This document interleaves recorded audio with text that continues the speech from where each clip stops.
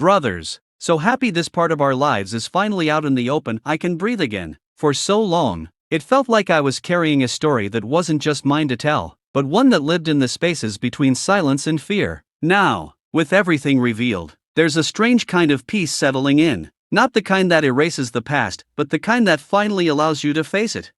We're now on the path to finding my daughter. And even writing those words feels surreal.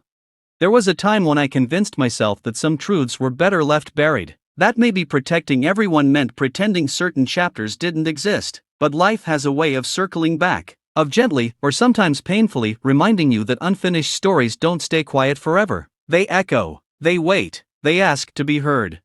For years, I lived in that waiting. I remember the first moment the truth began to surface again. It wasn't dramatic. There was no lightning strike or sudden revelation. Just a quiet conversation, a glance exchanged, a question that lingered longer than it should have. And suddenly, the past didn't feel so distant anymore. It felt present, alive, and terrifying. Because finding her means reopening doors I once shut with trembling hands. It means confronting choices I made when I didn't know who I was yet, when I was younger, more afraid, trying to survive in ways that made sense at the time. But it also means hope.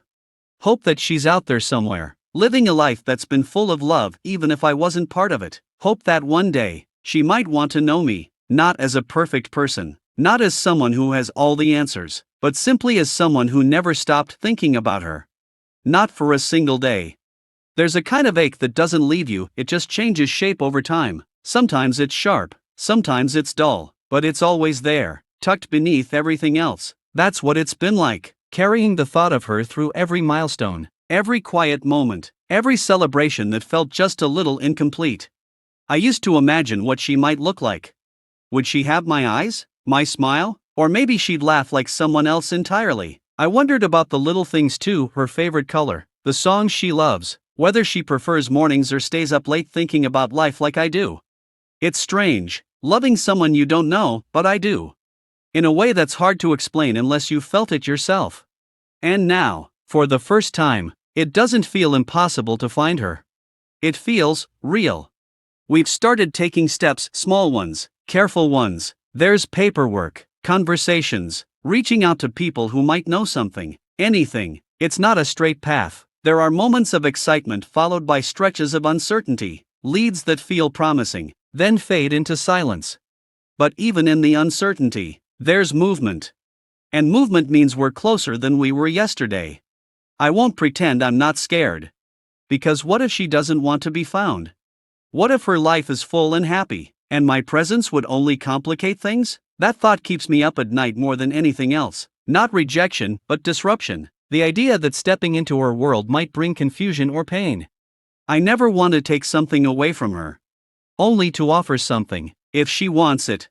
Answers, truth, connection. Or simply the chance to say, I'm here. I always have been, in the quiet ways that don't make noise but never disappear. And then there's another part of me, the hopeful part, that imagines a different ending. One where she's been wondering too. Where she's asked questions that no one could fully answer. Where she's felt that same quiet pull, that sense that there's more to her story waiting somewhere out there. Maybe, just maybe, our paths are meant to cross again. Not to rewrite the past, but to understand it. To fill in the missing pieces. To look at each other and see not just what was lost, but what can still be found. This journey isn't just about finding her, it's about finding myself too, about facing the parts of my life I once hid from, and learning to stand in them without shame. There's something powerful about telling the truth.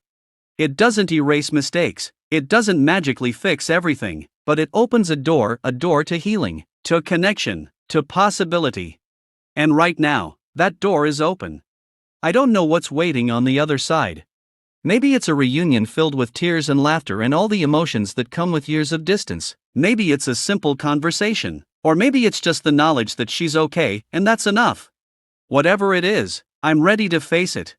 Not as the person I was back then, but as the person I've grown into. Someone stronger, more honest, more willing to embrace both the beauty and the pain of life. Because that's what this is, at its core. Not just a search, but a chance. A chance to reconnect, to understand, to heal. And maybe, if we're lucky, To build something new from the fragments of what once was. To my brothers, you've been my strength through all of this, the ones who held me up when the weight of it all felt too heavy, the ones who reminded me that I don't have to carry this alone anymore. This isn't just my journey. It's ours.